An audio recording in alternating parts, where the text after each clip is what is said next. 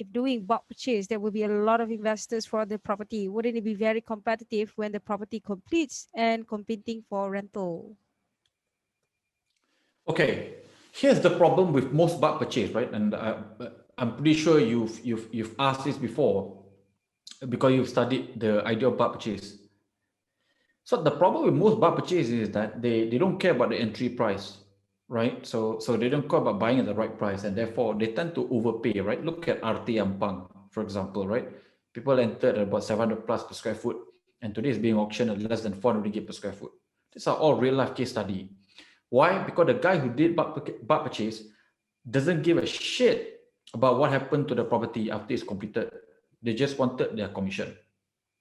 You see, on the other hand, when you become a far cap client, you say it very differently.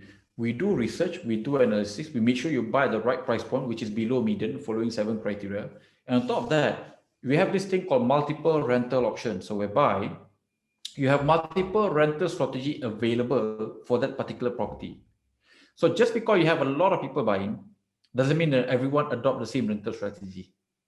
Yes? So that's point number one. Point number two here is that ultimately, bro, if you buy something at 100,000 more expensive, not part of a bulk purchase, and you buy the same property, and then suddenly 3 months later, 4 months later, Far Capital went in and buy 100,000 cheaper than you, how is your risk lower? Your risk is not lower because your entry price is much higher.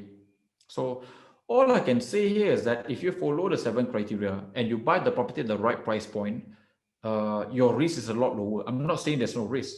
I'm just saying your risk is a lot lower.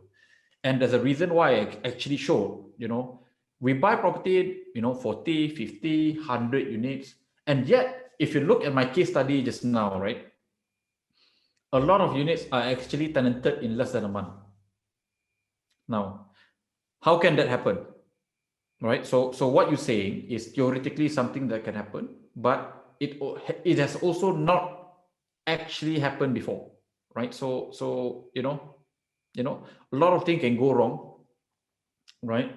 But buying the property at the cheapest price possible and having a multiple rental option is not going to be one of it.